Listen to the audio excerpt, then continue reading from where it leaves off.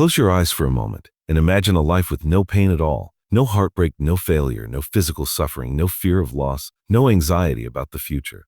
At first it sounds like paradise, but now imagine that same life 10 years later and nothing challenges you, nothing hurts you, nothing hurts you. Nothing truly moves you. Slowly, meaning begins to evaporate.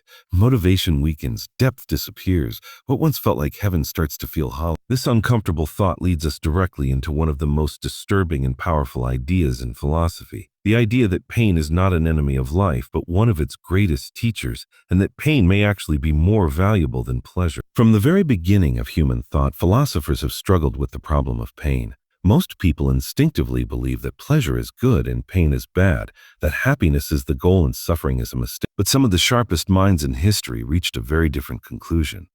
They argued that pleasure makes us passive while pain makes us conscious. Pleasure relaxes us, but pain awakens us.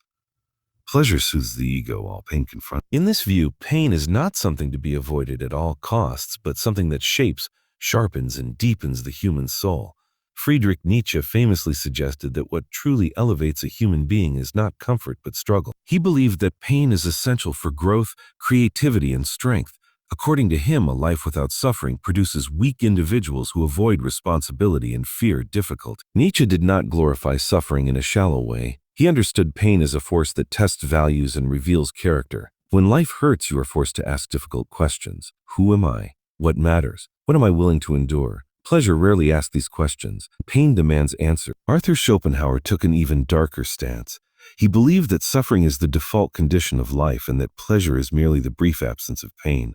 From his perspective, desire itself is a form of suffering.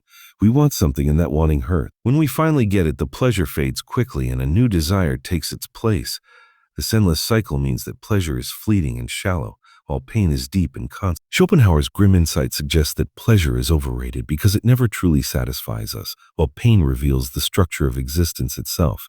Ancient Stoic philosophers such as Seneca, Epictetus, and Marcus Aurelius also placed immense value on pain. They believed that pain is not harmful unless we decide that it is.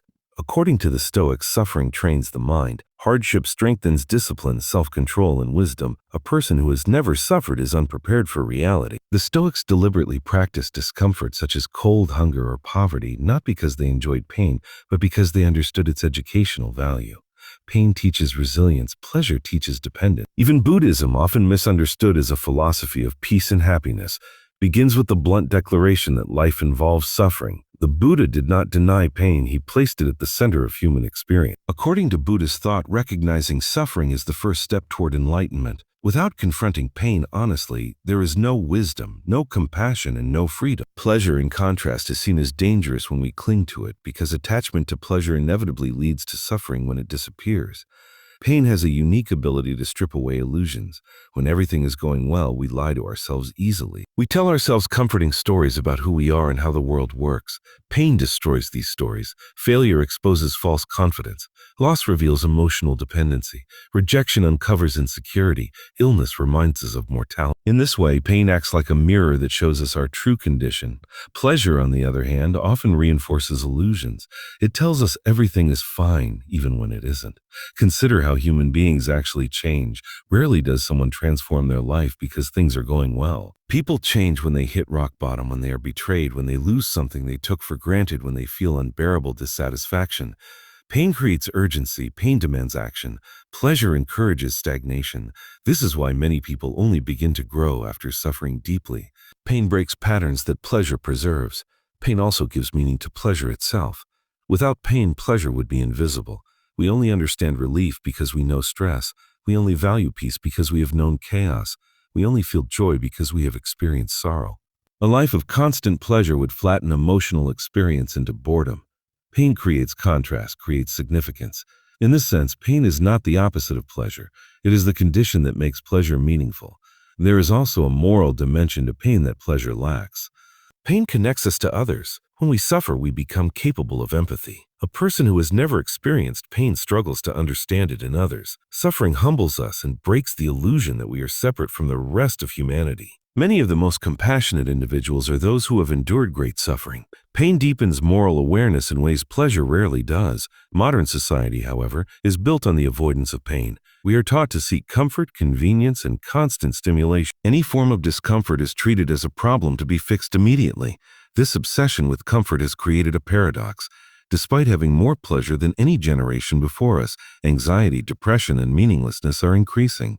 When pain is avoided at all costs, people lose resilience. Minor difficulties feel overwhelming. The inability to tolerate pain becomes a weakness. Psychologically, pain strengthens identity.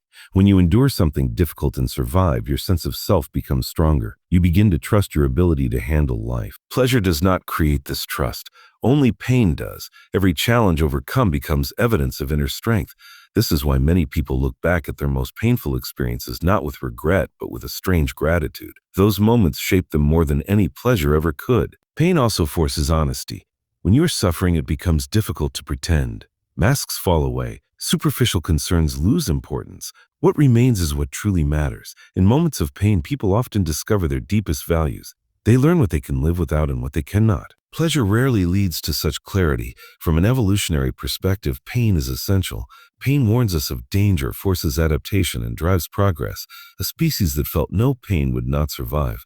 Pain is nature's way of teaching.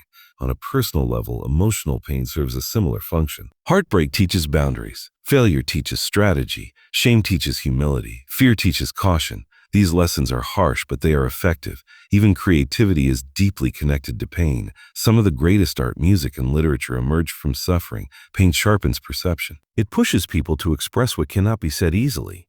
While pleasure may inspire enjoyment, pain often inspires depth. This is why art that comes from suffering often feels more authentic and powerful. The philosophy that values pain over pleasure does not argue that pain is enjoyable or that suffering should be sought recklessly. Rather, it argues that pain has intrinsic value because of what it produces. Strength, wisdom, empathy, authenticity, and meaning are often forged in suffering. Pleasure produces comfort, but comfort alone does not build character. There is also a dangerous illusion attached to pleasure, the belief that happiness is a permanent state. This belief sets people up for disappointment. Pain shatters this illusion and teaches acceptance of life's impermanence. When you accept pain as part of existence, you stop fighting reality and start working with it. This acceptance paradoxically reduces suffering. In relationships, pain often deepens bonds. Shared hardship creates intimacy. Struggles reveal loyalty and commitment. Pleasure alone cannot test relationships. Pain exposes truth. Who stays when things are difficult? Who listens when it hurts? These questions can only be answered through suffering. Pain also gives life narrative structure. Without conflict, there is no story. Every meaningful story involves struggle. The same is true of human lives. Pain creates chapters, turning points, and transformation. Pleasure alone produces repetition, not development. When philosophers argue that pain is more valuable than pleasure, they are not rejecting happiness. They are redefining it. They suggest that a meaningful life is not one with the most pleasure, but one with the deepest growth. Pain is the price of depth. Without it, life remains shallow. In the end, pain reminds us that we are alive. It proves that something matters enough to hurt. Indifference is far worse than suffering. A painless life risks becoming an empty one.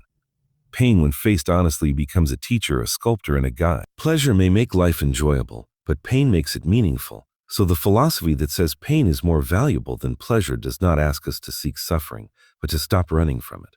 It asks us to listen when pain speaks, to learn from it, and to allow it to shape us rather than destroy it. Because in the quiet truth beneath all comforting illusions, it is pain that wakes us up and pleasure that puts us back to sleep.